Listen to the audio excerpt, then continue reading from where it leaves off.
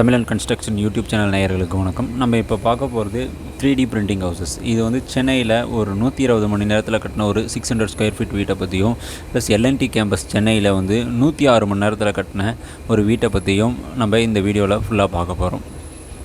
3D printing houses இதில் வந்து மெயினாக வந்து நம்ம யூஸ் பண்ணுறது வந்து ரோபோட்டிக்ஸ் உதவினால தான் வந்து இந்த work full and full 3D printing ஹவுசஸாக பண்ணிகிட்ருக்காங்க. இதில் வந்து நம்ம ப்ரீ பிளானிங்காக வந்து பிளான் பண்ணி முடிச்சதுக்கப்புறம் அதோட ஒர்க்கிங்ஸு என்னென்ன இடத்துல வேணுங்கிறத கரெக்டாக பிளான் பண்ணிவிட்டு அந்த பிளானை வந்து ஒரு சிஸ்டமில் அப்லோட் பண்ணிட்டோம் அப்படின்னா அதுக்கப்புறம் இந்த ரோபோட்டிக்ஸ் மூலிமா வந்து பார்த்திங்கன்னா இந்த 3D பிரிண்டிங் ஹவுசஸை வந்து கன்ஸ்ட்ரக்ஷன் பண்ண ஆரம்பிக்கிறாங்க. இதோட ஸ்ட்ரக்சரை வந்து பார்த்திங்கன்னா மினிமம் ஒரு 5 டேஸ், அதாவது பேஸ்மெண்ட்டுக்கு மேலே ஒரு 5 டேஸில் இந்த ஸ்ட்ரக்சரை வந்து ஒரு 600 ஸ்கொயர் ஃபீட் ஸ்ட்ரக்சரை வந்து உருவாக்கியிருக்காங்க. அதுக்கப்புறம் இன்டீரியர் ஒர்க்கெலாம் பார்த்துருக்காங்க. இப்போ இந்தியாவில் யார் யார் பண்ணிகிட்ருக்காங்கன்னு பார்த்திங்கன்னா TVSTA அப்படிங்கிற ஒரு கம்பெனி. இது வந்து சென்னை IIT கேம்பஸில் வந்து சென்னை IIT Madras கேம்பஸில் வந்து ஒரு அலுமினி ஸ்டூடெண்ட்ஸ் குரூப்ஸ் வந்து இது பண்ணிகிட்டு இருக்காங்க. இவங்க தான் ஃபஸ்ட்டு வந்து பார்த்திங்கன்னா இந்த 3D பிரிண்டிங் ஹவுசஸை வந்து ஸ்டார்ட் பண்ணியிருக்காங்க. இவங்க வந்து 2020 வந்து இந்த 3D பிரிண்டிங் ஹவுசஸை டோட்டலாக ஒரு 600 ஸ்கொயர் ஃபீட் வீட்டை வந்து கம்ப்ளீட் பண்ணி காமிச்சிருக்காங்க. அதுக்கடுத்து வந்து எல்என்டியும் வந்து பார்த்திங்கன்னா இப்போ இந்த டெக்னாலஜி யூஸ் பண்ணி அவங்க எல்என்டி கேம்பஸில் சென்னையில் வந்து பார்த்திங்கன்னா ஒரு வீடு ஒன்று டெவலப் பண்ணி காமிச்சிருக்காங்க. இப்போ ரெண்டை பற்றியுமே நம்ம பார்க்கலாம். இவங்க வந்து IIT மெட்ராஸில் இருக்கிறது வந்து பார்த்திங்கன்னா உங்களுக்கு டோட்டல் கம்ப்ளீட்டட் ஹவுசஸாக இருக்குது. அது வந்து இன்னும் எல்என்டி பண்ணியிருக்கிறது வந்து இன்னும் முழுமையாக கம்ப்ளீட் பண்ணல. ஓகேங்களா? அது இதில் வந்து IIT கேம்பஸில் இருக்கிறது வந்து பார்த்திங்கன்னா ப்ரீ பிளானிங்காக ஒரு இடத்துல வந்து அந்த ஒரு ஸ்ட்ரக்சரை டெவலப் பண்ணி நம்ம தனித்தனியாக எடுத்துகிட்டு வந்து ஃபிட் பண்ணியிருக்காங்க ஒரு இடத்துல. இதோட பேஸ்மெண்ட் வந்து பார்த்திங்கன்னா RCC பேஸ்மெண்ட் போட்டுட்டு அதுக்கு மேலே வந்து இந்த வீட்டை கன்ஸ்ட்ரக்ட் பண்ணியிருக்காங்க.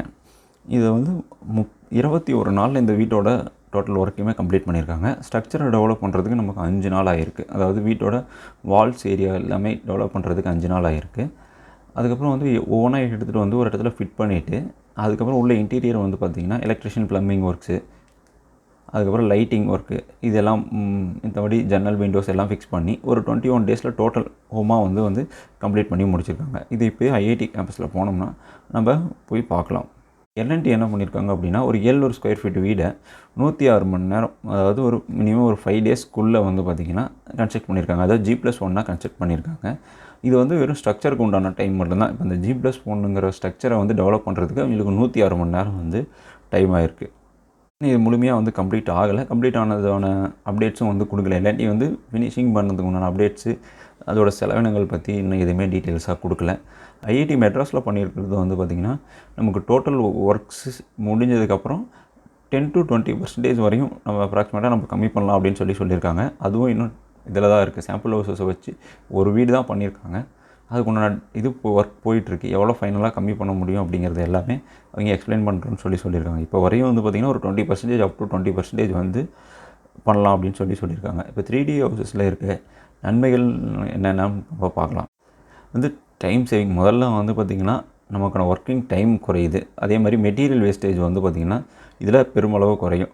நம்ம ஸ்டீல் தனியாக TMT பார் எடுப்போம், அந்த மாதிரி ஒர்க்கு வந்து இதில் வராது. TMT எடுக்கிறது இதெல்லாம் வந்து பார்த்திங்கன்னா இதில் வந்து அந்த ரோபோட்டிக்ஸில் யூஸ் பண்ணி பண்ணுறதுனால இது டோட்டலாக வந்து ஒரு மிக்சிங் மாதிரி, அதாவது வந்து கலர் மிக்சிங் மாதிரி வந்து ரெடி பண்ணி மெட்டீரியல்ஸ் வச்சு ரெடி பண்ணி அதை வந்து இன்சர்ட் பண்ணிகிட்டு இருக்கனால நமக்கு வந்து TMT தேவைப்படாது. இது லோட் பியரிங் ஸ்ட்ரக்சர் பேஸ் பண்ணி தான் இந்த இது ஒர்க் ஆகுது. வேறு 5 நாளில் நம்ம மெட்டீரியல் ரேட்ஸ் வந்து பார்த்திங்கன்னா ஒரு 6 மாதம் பண்ண வேண்டியப்போ ஒரு மாதம் ஒரு ரேட் இருக்கும். அடுத்த மந்தில் வந்து பார்த்திங்கன்னா ரேட் டிஃப்ரென்ஸ் வரும். ஆனால் இதில் வந்து அந்த ரேட் டிஃப்ரென்ஸ் வராது. ஏன்னா 5 நாளில் நமக்கு உண்டான மெட்டீரியல்ஸ் வந்து எல்லாமே எடுத்து நம்ம பண்ணிடுவோம். அதுக்கடுத்து வந்து பார்த்திங்கன்னா இன்டீரியர் ஒர்க்குக்கு உண்டான பெருமளவில் வந்து ரேட் ஏறாது. ஏன்னா 1 மந்தில் ஒரு வீடு கம்ப்ளீட் பண்ணும்போது உங்களுக்கான பொருளோட இதெல்லாம் வந்து ரேட்லாம் வந்து டிஃபர் ஆகாமல் நம்ம எக்ஸ்பிஷன் பண்ண இதுலேயே வந்து பண்ணலாம். அதேமாதிரி வேலையாட்கள் பற்றாக்குறை வந்து இது குறையும். ஸ்ட்ரக்சருக்கு வந்து மிஷினரிஸ் மட்டும்தான் யூஸ் பண்ணுறோம். அதுக்கப்புறம் உள்ளே இருக்க நிலவு, ஜன்னல், விண்டோஸு ப்ளஸ் வந்து எலக்ட்ரிஷியன் ப்ளம்பிங்க்கு உண்டான ஆள் மட்டும் தான் நமக்கு தேவைப்படுவாங்க. அது வந்து குயிக் டேஸில் வந்து முடிஞ்சிடும்.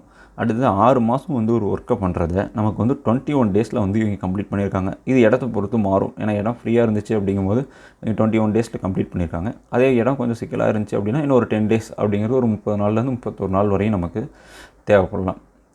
அதே மாதிரி இதில் வந்து நன்மைகள்லாம் நீங்கள் ப்ரீ பிளான்டாகவே இருக்கணும். எல்லாமே ப்ரீ பிளானிங் ஒரு தடவை பிளான் பண்ணிவிட்டு இதுதான் அப்படின்னு முடிவு பண்ணிட்டோம் அப்படின்னா நம்ம அதுக்கேற்ற மாதிரி ஒர்க் அவுட் பண்ணலாம். ஏன்னா இது பாதியில் வந்து மாற்ற முடியாது. கட்டுமான செலவு வந்து எப்படி இருக்குன்னு பார்த்தீங்கன்னா, இப்போ இவங்க சொல்லியிருக்கிறது 10 முதல் 20% வரை குறையும் அப்படின்னு நம்ம சொல்லியிருக்காங்க. ஐஐடி மெட்ராஸில் கம்ப்ளீட் பண்ணிவிட்டு சொல்லியிருக்காங்க. இது இடத்த பொறுத்து, மெட்டீரியலோட சார்ஜஸை பொறுத்து இது மாறும். ஓகேங்களா? அதே மாதிரி இப்போ ஒரு எக்ஸாம்பிள் ஒரு 1600 ரூபாய்க்கு ஒரு square feet construction, normal construction நடக்குதுன்னா, அதில் நமக்கு 20% அப்படின்னா ஒரு 320 ரூபா ஸ்கொயர் ஃபீட்டு கம்மியாகும்.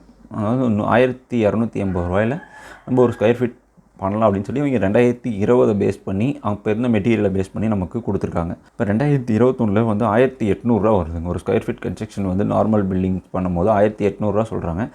அதிலிருந்து நம்ம கால்குலேட் பண்ணோம்னா ஒரு 360 இதே 3D பிரிண்டிங்கை யூஸ் பண்ணி பண்ணுறப்ப நமக்கு 1440 செலவாகும். ஒரு ஸ்கொயர் ஃபீட்டுக்கு 1440 வரையும் செலவாகும். பேசிக் உண்டான கன்ஸ்ட்ரக்ஷன் ஒர்க்கு மட்டும்தாங்க. உள்ள இன்டீரியர்ஸ் அப்படிங்கிறது தனி. அதாவது இந்த பேசிக்ஸ் வந்து floor tiles, electrician work, plumbing work, இப்போ இந்த ஃபால் சீலிங் அந்த மாதிரி ஒர்க்கெலாம் பண்ணும்போது அதெல்லாம் தனியாக தான் வரும். இதில் கட்டுமான நேரம் எப்படி குறையுதுன்னு பார்த்தீங்கன்னா, ஸ்ட்ரக்சருக்கு உண்டான 5 நாள் நம்ம பிளான் பண்ணும்போதே உங்களுக்கான தேவையான நிலவு, ஃப்ரேம், விண்டோஸ் இது எல்லாமே ஆர்டர் பண்ணிடணும். ஆர்டர் பண்ணிவிட்டு நமக்கு தேவையான மெட்டீரியல்ஸ் எல்லாமே ஒட்டுக்கா பை பண்ணி வச்சிட்டோம்னா, அதுக்கு அடுத்தது அதாவது 5 டேஸ்க்கு அப்புறம் வந்து பார்த்திங்கன்னா இந்த மாதிரி விண்டோ ஃபிக்ஸிங்கு, நிலவு, அடுத்தது வந்து பார்த்திங்கன்னா எலக்ட்ரிஷியன், ப்ளம்பிங் ஒர்க்கு இது எல்லாமே பண்ண ஆரம்பிச்சுட்டு டோட்டலாக வந்து பார்த்திங்கன்னா இதுக்கு ஒரு 10 டேஸ் அப்படிங்கும்போது நமக்கு அடுத்தது வந்து பார்த்திங்கன்னா ஃப்ளோரிங் அந்த மாதிரி ஒர்க்குக்கு ஒரு 10 டேஸ் அந்த மாதிரி பிளான் பண்ணிக்கிட்டோம்னா, ஃப்ளோரிங் ஒர்க் நடக்கும்போது அவுட்ரு பெயிண்டிங் இதெல்லாம் பண்ணும்போது வந்து பார்த்திங்கன்னா உங்களுக்கு ஒர்க்கிங் டைம் ரொம்ப குறையும். அதனால தான் இவங்க ஒரு 21 டேஸில் வந்து கம்ப்ளீட் பண்ணியிருக்காங்க. பிளானிங் இல்லாமல் பண்ணும்போது இதே 3D பிரிண்டிங் ஹவுசஸ் பண்ணாலுமே நமக்கு வந்து டைம் அதிகமாகும். 3D பிரிண்டிங் ஹவுசஸில் இன்னொரு பிரச்சனை என்னென்னா, இப்போ எல்லாருமே வந்து யூடியூப்பில் வந்து 900 ரூபா ஸ்கொயர் ஃபீட் அப்படின்னு சொல்லி போட்டுட்ருக்காங்க. அந்த மாதிரி இவங்க எதுவுமே இன்ஃபார்ம் பண்ணலை. இவ்வளோ தான் ஸ்கொயர் ஃபீட்டுக்கு செலவாகும் அப்படின்னு சொல்லலை. அவங்க ஒர்க் பண்ணதை வச்சு ஒரு ஸ்கொயர் ஃபீட் அமௌண்ட் வந்து இவ்வளோ கம்மி பண்ணலாம் அப்படின்னு வந்துட்டு தான் சொல்லியிருக்காங்க. சரி, இதில் வந்து இன்னும் எத்தனை ஃப்ளோர் பண்ணலாம், எப்படி பண்ணலாங்கிற டீட்டெயில்ஸ் வந்து நமக்கு வந்து இன்னும் கன்ஃபார்மாக தெரியல. ஏன்னா இப்போ இவன் பண்ணியிருக்கிறது எல்லாமே வந்து பார்த்திங்கன்னா ஐஐடி மெட்ராஸில் கிரவுண்ட் ஃப்ளோர் ஒரு 1 BHK ஹவுஸ் மட்டும் பண்ணியிருக்காங்க. அதே எல்என்டி வந்து பார்த்திங்கன்னா G+1 இப்போ ட்ரை பண்ணி பார்த்துருக்காங்க. அதே மாதிரி இதோட ஸ்ட்ரக்சர் எப்படி இருக்கோ, அது என்னென்ன பண்ணணும் அப்படிங்கிறது எதுவுமே இன்னும் இன்ஃபார்ம் பண்ணலை. இப்படி தான் பண்ணணும் அப்படிங்கிறது எல்லாமே பண்ணல. ஏன்னா நம்ம நார்மல் பில்டிங் வந்து பார்த்திங்கன்னா பில்லர் அண்டு லோட் பியரிங் ஸ்ட்ரக்சர்னு சொல்லி நம்ம 2 விதமாக பண்ணிகிட்ருக்கோம். பட் இதோட கான்செப்ட் என்ன, பேஸ்மெண்ட் எப்படி அமைக்கணும், இதெல்லாமே வந்து அவங்க இன்ஃபார்ம் பண்ணல. இதேமாதிரி இது வந்து எல்லா இடத்துலையும் யூஸ் பண்ண முடியுமா அப்படிங்கிறது வந்து இன்னும் அவங்க முழுமையாக சொல்லலை. ஏன்னா இதோட மிஷினரிஸ் கொண்டு வந்து ஃபிட் பண்ணி ஒர்க் பண்ணுற அளவுக்கு நமக்கு இடம் தேவைப்பட்டுச்சு அப்படின்னா, சிட்டி சைடில் வந்து பார்த்திங்கன்னா இது கொஞ்சம் கஷ்டமாக இருக்கும். அப்படிங்கும்போது சிட்டி சைடில் பண்ணும்போது ப்ரீகாஸ்டிங், அதாவது ஏற்கனவே ஒரு இடத்துல பண்ணி திருப்பி கொண்டு வந்து ஃபிட் பண்ணுற மாதிரி பண்ணால் மட்டும்தான் வந்து பார்த்திங்கன்னா இது செட் ஆகும். அதனால் இதோட முழுமையான விளக்கம் வந்து அவங்க தெளிவாக கொடுக்காமல் இருக்காங்க. அது நடைமுறைக்கு வரும்போது தான் தெரியும் இதோட காஸ்டிங் எப்படி இருக்குது, ப்ளஸ் எந்தெந்த இடத்துல இதை யூஸ் பண்ண முடியும், எத்தனை ஃப்ளோர் இதை வச்சு கட்ட முடியும் அப்படிங்கிற டீட்டெயில்ஸ் எல்லாமே வந்து பார்த்திங்கன்னா இன்னும் தெளிவாக அவங்க எக்ஸ்பிளைன் பண்ணாமல் இருக்காங்க. எக்ஸ்பிளைன் பண்ணாங்கன்னா நம்ம எப்படிங்கிறத பார்க்கலாம். இது 3D பிரிண்டிங் ஹவுசஸ் வந்து இந்தியாவில் நடைமுறைக்கு வந்து பார்த்திங்கன்னா 2023க்கு மேலே வருங்கிறது சொல்லியிருக்காங்க. அப்போ வந்து அது வரையும் இது டெஸ்டிங்கில் தான் இருக்கும். அதுக்கப்புறம் தான் வந்து நம்ம நடைமுறையில் பயன்படுத்துகிற மாதிரி அங்கங்கே பரவலாக செய்ய ஆரம்பிப்பாங்க. பெனிஃபிட் என்னென்னு பார்த்திங்கன்னா இதுதான், டைம் சேவிங் தான். ப்ளஸ் வந்து இதில் வந்து நம்ம நார்மல் பில்டிங் மாதிரி பண்ணிவிட்டு நமக்கு தேவையான இடத்துல ஆல்ட்ரேஷன் நம்ம பண்ணிகிட்டு இருக்கும்போது ஆல்ட்ரேஷன் அந்த மாதிரி ஒர்க் எல்லாமே 3D பிரிண்டிங் ஹவுசஸில் பண்ண முடியாது.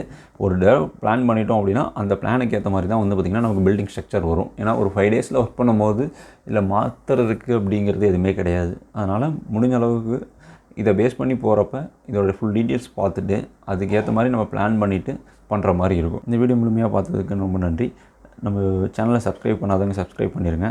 உங்களுக்கு இந்த டீட்டெயில்ஸ் பிடிச்சிருந்துச்சி அப்படின்னா எல்லாத்துக்கும் ஷேர் பண்ணுங்கள். தேங்க்ஸ் ஃபார் வாட்சிங் வீடியோஸ்.